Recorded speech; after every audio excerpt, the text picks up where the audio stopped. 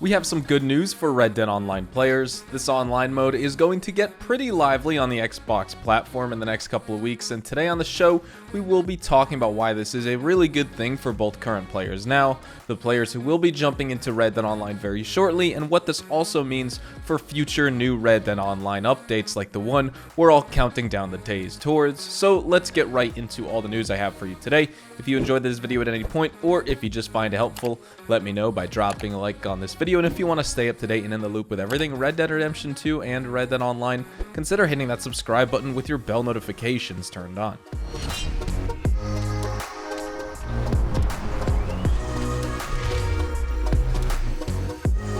Red Dead Online is coming to Xbox Game Pass on May 13th, 2021, and this is good news and also a big move by Rockstar and their parent company Take-Two Interactive for several reasons.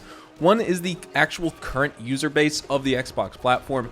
That's 23 million active players who will have access to Red Dead Online for absolutely free, and those paid Game Pass users. And with that amount of people, you're looking at what would be a very highly popular free-to-play game and the performance that own game would have. And we saw GTA Online go on to Game Pass in April 2020, and then it was taken off, and in May it was replaced with Red Dead Redemption 2, which included online at the time as well. Now, of course, as you know, Rockstar Games split Red Dead Redemption 2 and Red Dead Online back in December of 2020, and they're selling them separately now. And if you're the type of gamer who prefers online and does not want to pay for a single player experience bundle in that, you won't really ever play, or if you just don't want to pay the extra money and only pay for part of a gaming experience, well, now they can get Red Dead Online on its own. And so normally now Red Dead Online would be $20 retail, but it will soon become free for a limited period of time. And that's one positive, is just how many new players this game has been opened up to and will be opened up to.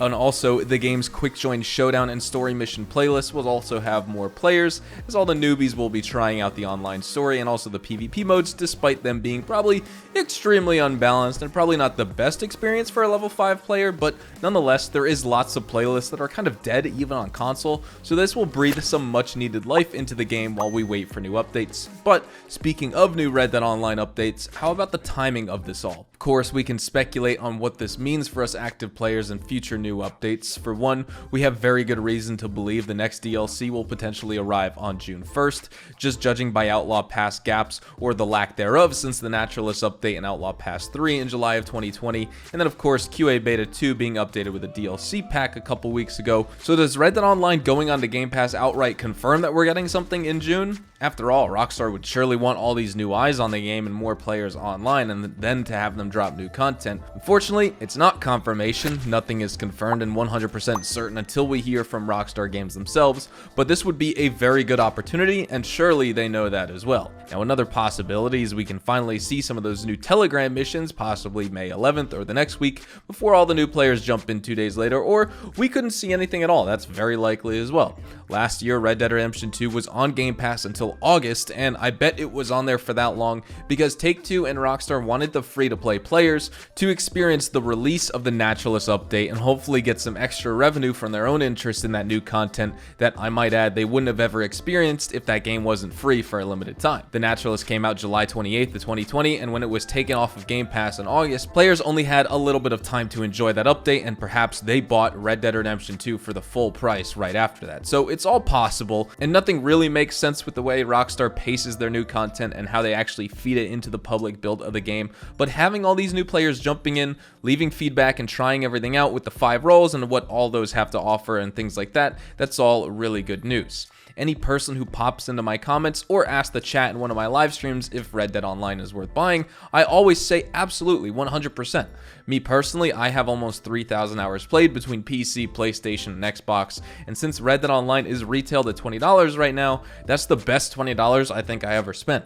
I've had 3,000 hours of pure entertainment, enjoyment, and fun, and I can easily spend $20 on a meal, and I'll eat it within half an hour, and I'll be done, and that's it. So now that it will be free, you have to at least download it and try it out for yourself if you haven't already. Now, besides Red Dead Online, there are also many other games and even DLC updates coming to Game Pass players. For example, we have Dragon Quest Builders 2, FIFA 21, Outlast 2, Steep, Final Fantasy X, Just Cause 4, Psychonauts, Red Dead Online, of course, Remnant from the Ashes, and then we even have DLC and game updates for Fallout 76, Gears, Grounded, Halo Infinite, Minecraft, etc., etc. So there's a lot of stuff on offer. And then in terms of what we can expect in the new Red Dead Online update, we've gone over this on the channel before. We can expect possibly, a trader expansion with the new liveries in the game. We also maybe even a Moonshiner role expansion with the Moonshiner delivery wagon liveries, and then probably the other two unlikely ones, a Rockstar officially